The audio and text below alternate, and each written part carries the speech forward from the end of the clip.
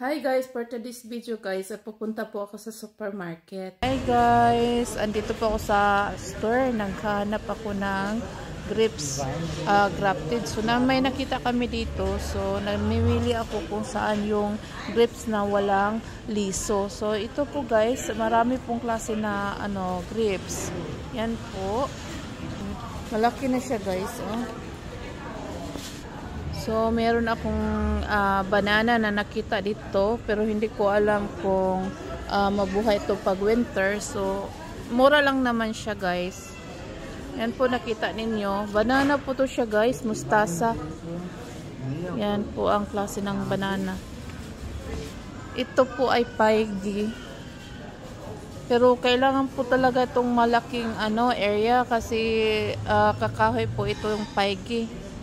So, nice siya guys. Ito, nagbili ako ng ganito. Yan, maganda to sa banana mango. From India guys. Galing sa India. So, mag-storytelling ako guys kung anong nangyari doon sa supermarket. Ay kasi guys, may nakita akong grapes na grafted. Tapos meron po akong nakita na Indian banana mango. So, yung Indian banana mango, parang bago sa akin. No, hindi ko alam kung anong bunga niyan. Basta gusto kong bilhin yon. At saka yung grapes crafted. So, kunti lang yung pera natin. So, ang ginawa ko, tinawagan ko si Dodong. Pinapunta ko doon sa supermarket. Sabi ko, Dong, gusto ko tong grapes crafted na to. At saka yung Indian banana mango. So, hindi pwede nga hindi makuha yung gusto ko guys. Kasi, supportive kasi yan si Dodong. Kung anong gusto na itanim ko sa garden, ibibigay talaga niya. Kasi hindi naman ako lakwatsera na tao.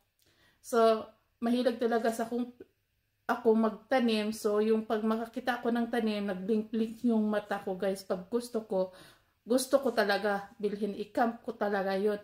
So, namimili na ako doon guys. Sabi ko gusto ko yan.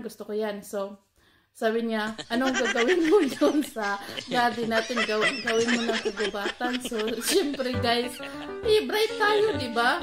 So, sabi ko, ako nang bahala dyan. Yung rose na yun, itapon. Yung ganun.